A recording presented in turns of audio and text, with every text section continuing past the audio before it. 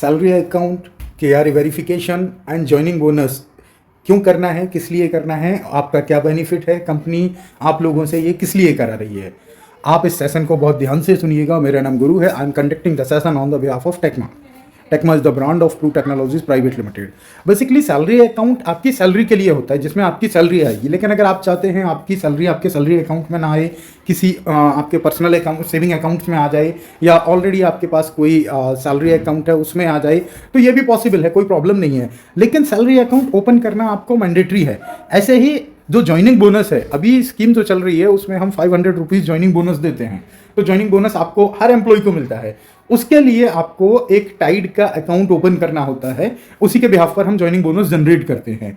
M stock एक KRA verification process है, जिसमें आपको एम स्टॉक का अकाउंट ओपन करना होता है, जिससे आपको स्टॉक एक्सचेंज की नॉलेज हो जाए।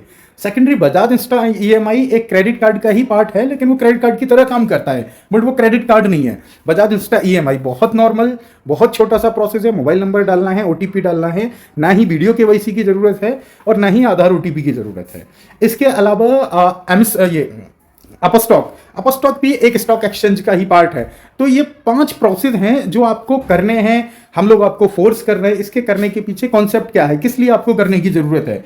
जितने भी टेलीकॉलर्स हैं, HR हैं, सपोर्ट मैनेजर हैं, ASM हैं, TL हैं या FSC हैं, जो भी कैंडिडेट है, आप जिस कैंडिडेट को हायर कर रहे हो, जैसे टीम लीडर्स ने कॉल करके हमारे डेटाबेस से, कंपनी के डेटाबेस से, कंसल्टेंसी के डेटाबेस से या अपने डेटाबेस से किसी भी कैंडिडेट को हायर किया, तो हायर करने के बाद वो कैंडिडेट का प्रोफाइल में भी टेलीकॉलर्स हो, HR हो या फील्ड मार्केटिंग एग्जीक्यूटिव हो, हमारा जो मेन कंसर्न है टेलीकॉलर्स और HR को हायर करने का, उनका मेन काम है टीम को बिल्डअप करना और टीम को मैनेज करना। और मैनेज कौन सी टीम करना, mainly focus on field marketing. आपका जो मेजर पार्ट है वो फील्ड मार्केटिंग की टीम को कंट्रोल करना है। साथ के साथ आप टेलीकॉलर्स और HR को भी कंट्रोल करेंगे।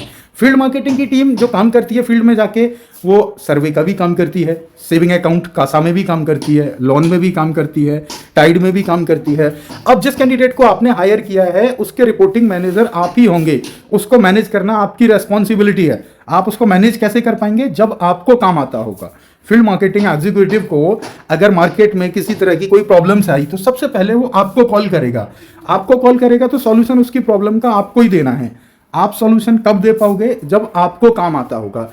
इसलिए, और आपको काम आता है या नहीं इसको प्रूव करने के लिए हमने 3 4 5 कॉन्सेप्ट रखे हैं कि आप अपना ओपन करके देख लीजिए। अगर आपने अपना सक्सेसफुली ओपन कर लिया तो आपको प्रॉपर आइडिया हो जाएगा कि काम कैसे होना है। इसीलिए ये मैंडेटरी है, बाकी कोई कंडीशंस नहीं है। ऐसा नहीं है कि इससे हम कोई रेवेन्यू मॉडल्स में वर्कआउट कर रहे हो, कुछ नहीं। सिर्फ और सिर्फ यह है कि आपको काम करना अच्छे तरीके से आ जाए, इसलिए इसको हमने इंपॉर्टेंस दी है। तो मैं उम्मीद करता हूं आप लोगों को मेरी बात समझ आ गई होगी। अगर और कोई प्रॉब्लम्स है तो आप अपने रिपोर्टिंग मैनेजर से डिस्कस कर सकते हैं। Thank you.